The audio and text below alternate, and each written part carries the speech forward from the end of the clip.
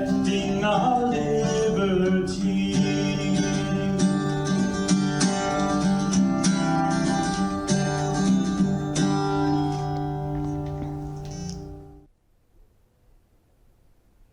Hi, and welcome to another episode of Your Right to Know, brought to you by the Fitchburg Republican City Committee, coming from the Workers Credit Union studios here at FATV.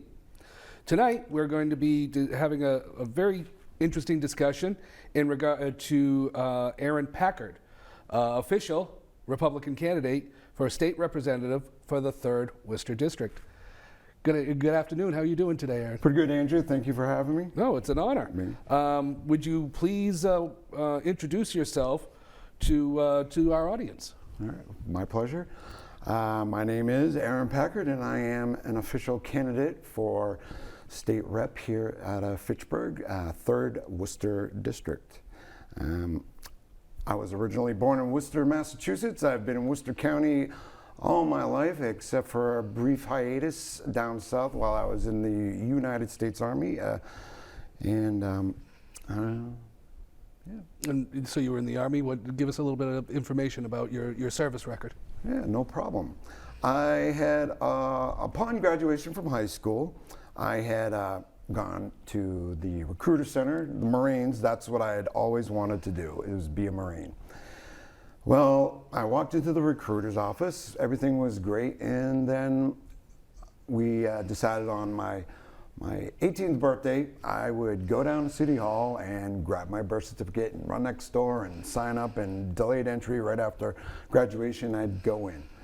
So I went home, as I told my grandparents, that's where I was staying with my dad and not, and I told Grandma that I wanted to join the Marines, and oh heavens no, that you don't need that. And I didn't understand at the time why. About a day later, she informed me that I had a financial aid to go to college. So okay, since I'm still in school mode, I'll go. The day after that, the recruiter called and said, hey, what happened to you? I was like, well, I explained to him what happened. I got financial aid and I'm still in school mode. I might as well, continue with the education that's available. Well, the Marines will pay for you. I was like, yeah, I understand that after I've done my time. Well, this is what threw it off. Oh, you're gonna be a loser all your life, take 1 step forward and 2 steps back. Well, being a young, uninformed 18-year-old punk kid, which I was, I slammed the phone down, and that was the end of the Marines. So I went to college. During that year, I was still in my own little world, and I still wanted to serve my country. So during winter break, I went to the recruiter, Army. I walked right in. I said, I want regular active duty Army. That was the easiest sign he had to do, because I knew exactly what I wanted, and that was my start point. And the rest is history, as they say. Yeah, pretty much. And you wound up as airborne. Airborne. According to you. Yes, I did. I first went into basic training at Fort Jackson, South Carolina. I went on to quartermaster supply in Fort Lee, Virginia for my tech school, which is both, as you know, supply and accounts for being armor as well. Every handheld infantry weapon you could possibly imagine, I assembled, disassembled, learned how to clean, learned how to itemize, take parts of this, everything that encompassed that. Upon being stationed in Georgia, Signal Company, it was a student training area. I worked in an S4. I was responsible for an entire battalion supply, their feeder reports, which is how many soldiers are dining in the facility every given day, what they need for supplies, etc. I got bored sitting behind the desk handing out toilet paper. In a nutshell, I was very gung-ho, fight the communists type of mindset. I grew up in the Reagan era. If I was able to vote back then, I would have voted for Ronald Reagan. Mm-hmm. So I was able to change my MOS, the military occupational service skill. I wanted airborne infantry, and that's what I did. I earned my blue cord, Brotherhood of the Bayonet, and airborne I may not be on active duty status, but I will always be airborne. I think Excellent. it's interesting, having stood out with you as we've been collecting signatures for the last number of weeks, your respect for everyone that comes through that has any emblem of having been in the military, be it a cap or a jacket or anything like that. You're just always right there, and you've developed such a wonderful rapport with all of these people. It's a kind of an honor to see, because we don't see a lot of that any longer. You really don't. You really don't. You see, you know. I mean, I like you. You know, I always wanted to go into the Marines, but when it came my turn to sign up, oh no, you have financial aid, and I wound up being an attorney instead. So, you know, so tell us a little bit about your background, your work background. Oh, I have quite the eclectic work background. I've worn many hats. The great thing about America is it's the absolute land of opportunity.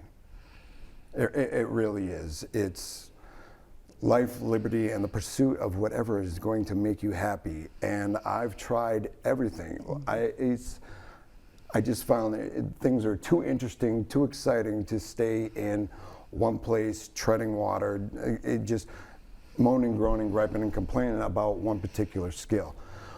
When I left the Army, I had desires to cultivate my artistic background and my keen eye of paying attention to detail. Since I learned how to give my fellow soldiers high and tights, which are buzz cuts, just by observing the post barbers do it, I learned how to do it. I ended up becoming the unofficial barracks barber. My company CO one day called me to the carpet. I thought I was doomed because you weren't supposed to give haircuts in the barracks. Well, he said to report to his office at one particular time. I showed up with my gear. He was sitting behind his desk with just a t-shirt on, and he asked me, "Do you know how to do a low reg, soldier?" And I just blossomed from there. So when I got out of the service, I went to hairstyling school, full-blown cosmetology, you name it, hair, nails, skin. But I concentrated on hair. That was my thing. I love symmetry and enhancing the features that are there, what God gave us, you know. From there, just my customer service skills throughout life, from supplying the service, behind the chair as a hairstylist, behind the counter of retail, serving tables as in a restaurant, where I currently have been in the restaurant service industry now for about 8 years. It's easy to approach people because I treat them how I would want to be treated. What would you like? What can I get for you? There's a saying, the customer is always right. Well, that's not exactly true, but you do have to put up with the things that irritate you.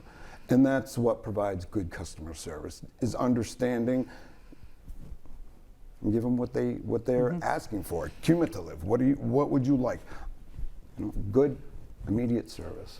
So this is your first run for political office. Yes, it is. What made you decide to take this on as state rep? Whew. Well, that opens up an entire can of worms. Well, I have to start from the beginning. July 13th, 2011, I was a hairstylist working at a salon in Maynard, Massachusetts, if anybody's familiar. I had a customer in my chair. They said they need the meter fed. I ran outside. That's all I remember. I was told that I had run out into traffic crossing the street without looking one way, and I was hit by a truck. I landed head first on the pavement and suffered a life-changing brain injury. I woke up the next day just rebooted, if you will. So from that point on, for the past 10 years, I've been slowly learning to re-socialize. Those were the downfalls. All the cognitive skills were there. It's just re-socializing, wondering how I felt, what people felt, watching, observing, making sure that I knew. Well, all the politics that were on TV, I started questioning, very much so. I wasn't able to vote up until 2020 because of I was changing a resident location or whatnot. What started me off was the pandemic. That's why I wanted to run. I just knew something wasn't right. Yes, it happened, but it was politicized beyond belief.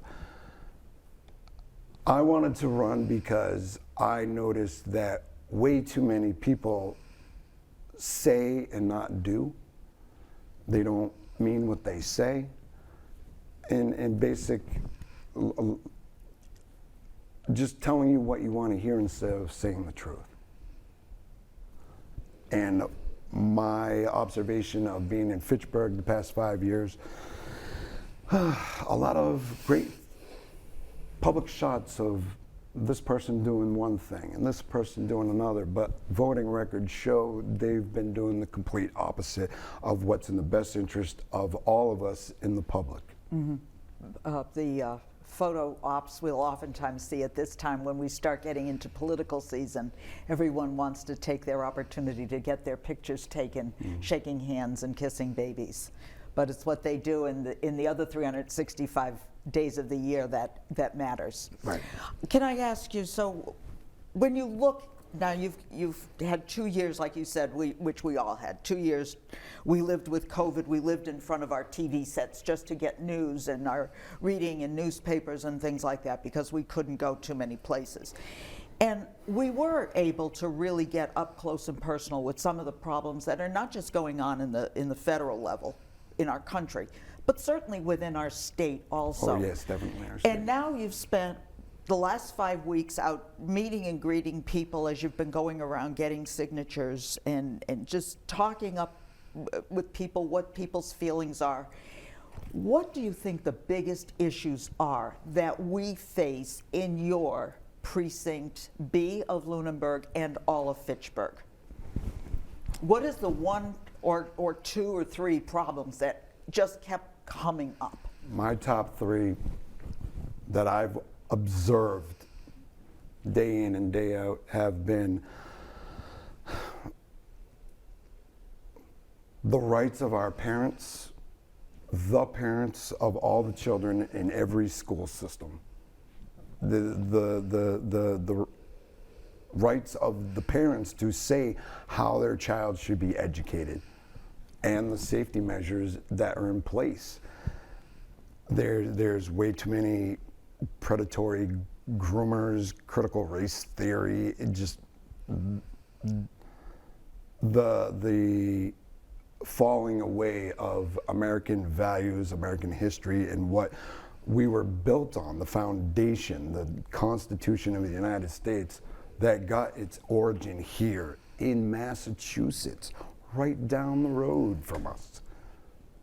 You know, I have a family lineage. Packard started here back in the Plymouth Plantation.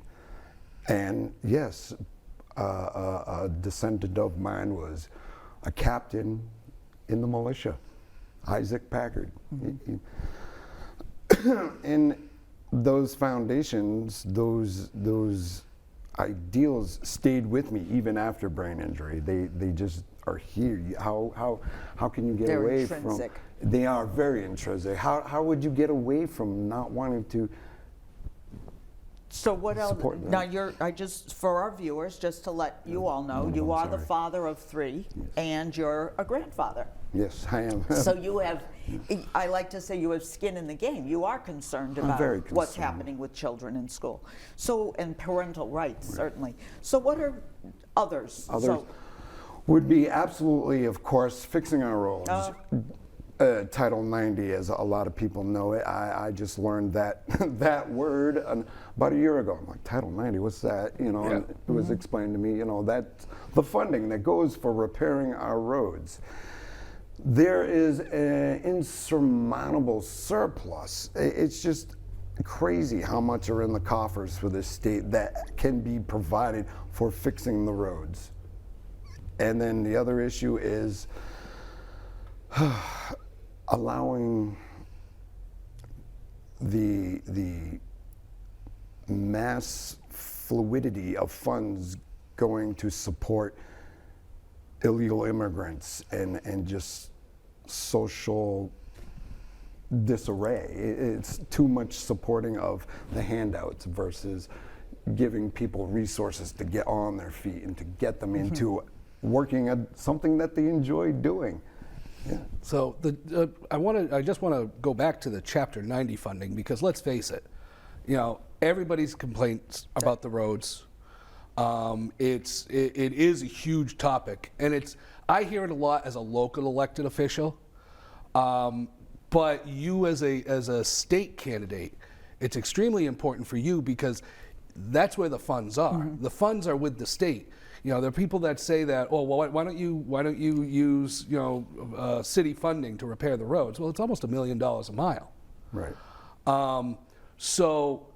And we haven't had an increase in our Chapter 90 funding for almost 15 years now. Meanwhile, there's been money flowing in from Boston, but Boston keeps that money. Right. It doesn't come back out.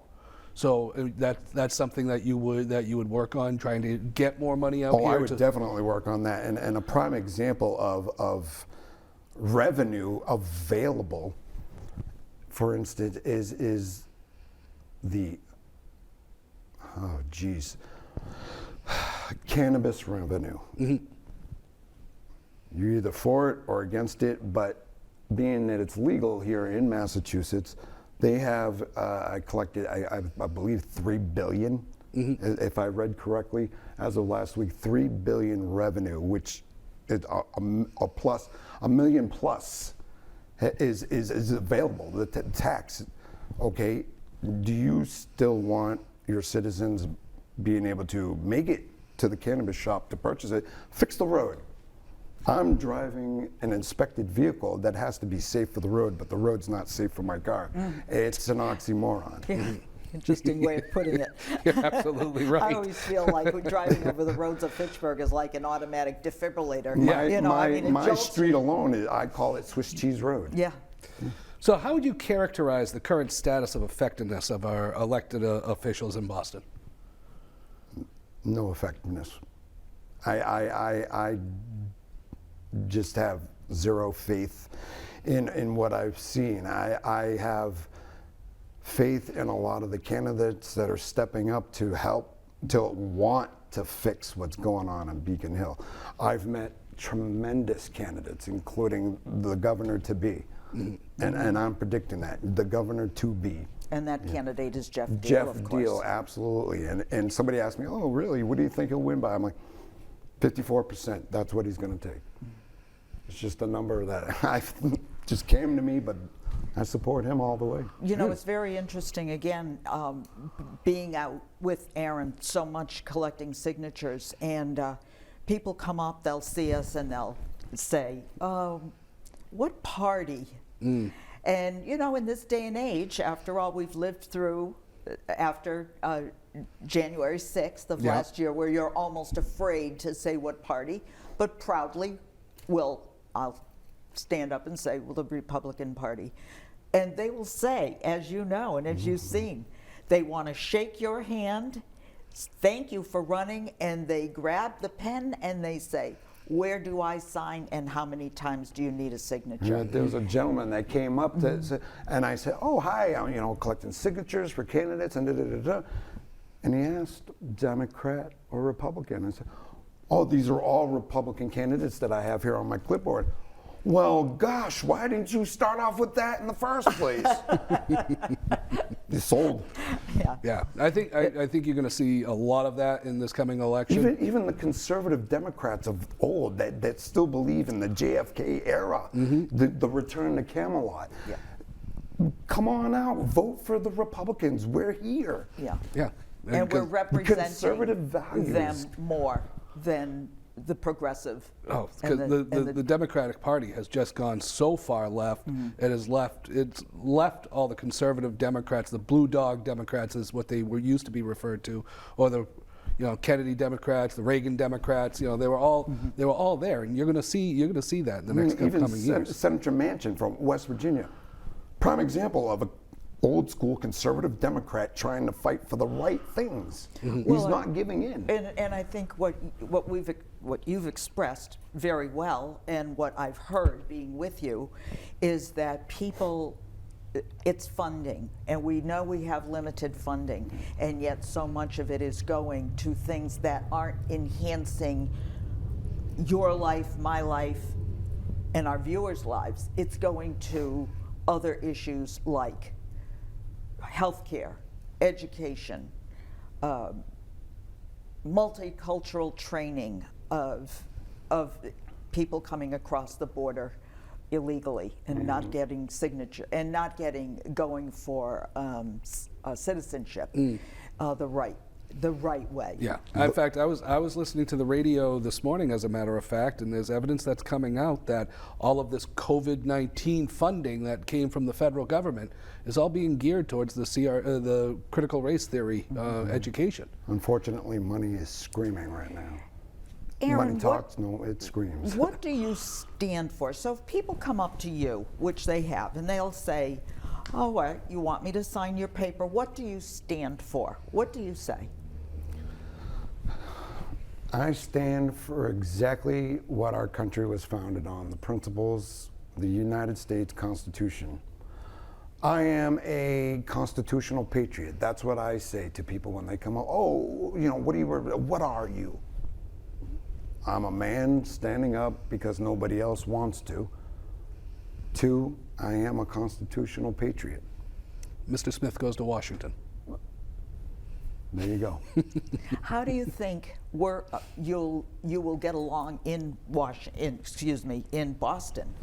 when you go? And the reality is that you will be a minority. How do you see yourself working to achieve successes as a Republican, as a minority going into Beacon Hill?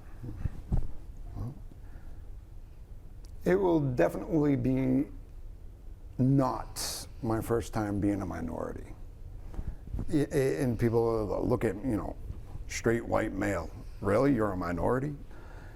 I grew up in the hood and down beautiful downtown Worcester, Great Brook Valley. That had the biggest DEA drug bust in the mid-'80s was in that projects. I learned how to light dumpsters on fire at 4 years old. So how do you be the minority? Well, you listen to try to understand where they're coming from. This whole democratic process is supposed to be both sides communicating to come to a mutual agreement that's beneficial to us all. How am I going to react? Well, I'm still going to maintain my integrity and listen to you. Listen to you. Listen to each and every one of the people out here who vote for me to be there on Beacon Hill. That's what representative means. I'm representing you. If it comes up to a vote, yes or no, if the constituents say no, guess what I'm doing? No. Mm-hmm. That's all I can do is maintain my integrity and support the governor in what his values are. Okay. And so are there any special issues you'd like to address when you were elected? There's way too many to list, right? There's special. Yes. There is one special issue, and that is